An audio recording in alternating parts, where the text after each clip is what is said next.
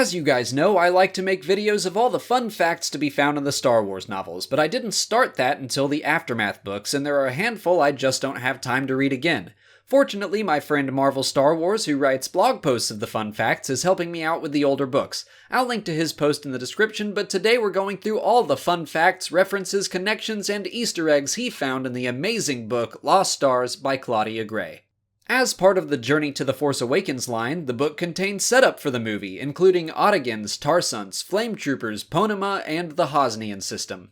Thane and Corona Squadron make note of Dakar as a potential rebel base in the future, which will eventually lead to LEIA choosing it as the base of the Resistance decades later.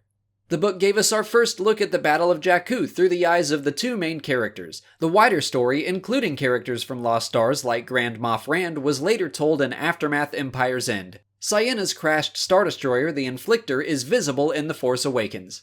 The Imperial Academy on Arcanus gets a mention when Thane and Cienna are assigned to the Coruscant Academy. Arcanus came from Galaxy Guide 9 originally, and the Imperial Academy there was mentioned in Star Wars Rebels before being prominent in Servants of the Empire. The main Imperial Academy on Coruscant was first mentioned in a Rebels magazine comic months before Lost Stars was released. The cadets attend a reception and ball at the Imperial Palace, which Cienna recalls used to be a temple of some kind. The idea that Palpatine converted the Jedi Temple into the Imperial Palace was developed by George Lucas for his unproduced live-action TV series and brought into canon in the Tarkin novel. It's possible, although not confirmed, that we could see that same ball from Leia's perspective in another Claudia Gray book, Leia, Princess of Alderaan. The Death Star is mentioned to be powered by an array of giant kyber crystals. This was first hinted at in unfinished episodes of the Clone Wars before being stated outright in Ultimate Star Wars and Tarkin. It would later be seen more extensively in Rogue One and its related tie-ins. The sport Grav Ball gets mentioned a couple times. It was created for Galaxy Guide 9 and was prominent in the Servants of the Empire series. The planet Ulan, where Thane joins the Rebellion, was introduced in the second edition of Galaxy Guide 3 from West End Games.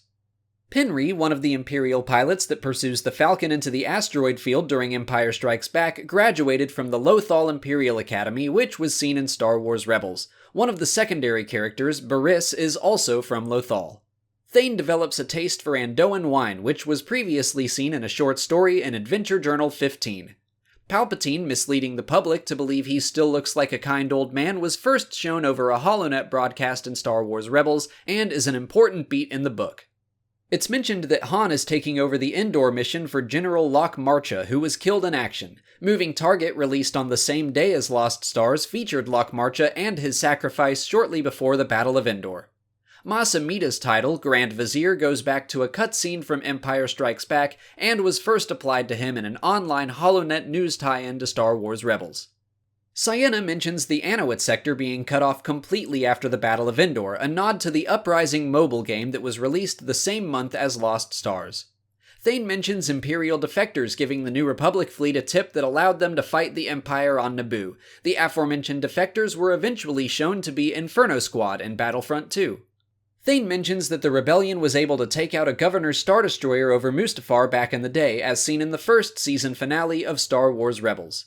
Sondiv Sela is mentioned as a top New Republic official after the Battle of Endor. He is the father of Kor Sela, Leia's aide seen briefly in The Force Awakens. Sondiv goes on to be mentioned in Bloodline before appearing in Aftermath Empire's End, set around the time of his mention in Lost Stars. And those are all the facts that Marvel Star Wars pulled out of the book. Again, if you want to read his very informational blog, I linked to it in the description, so please go check it out. If you haven't already, please like this video, subscribe to the channel, follow us on Twitter, Instagram, and Facebook, and consider checking out our Patreon page. As always, thanks for watching, and may the Force be with you.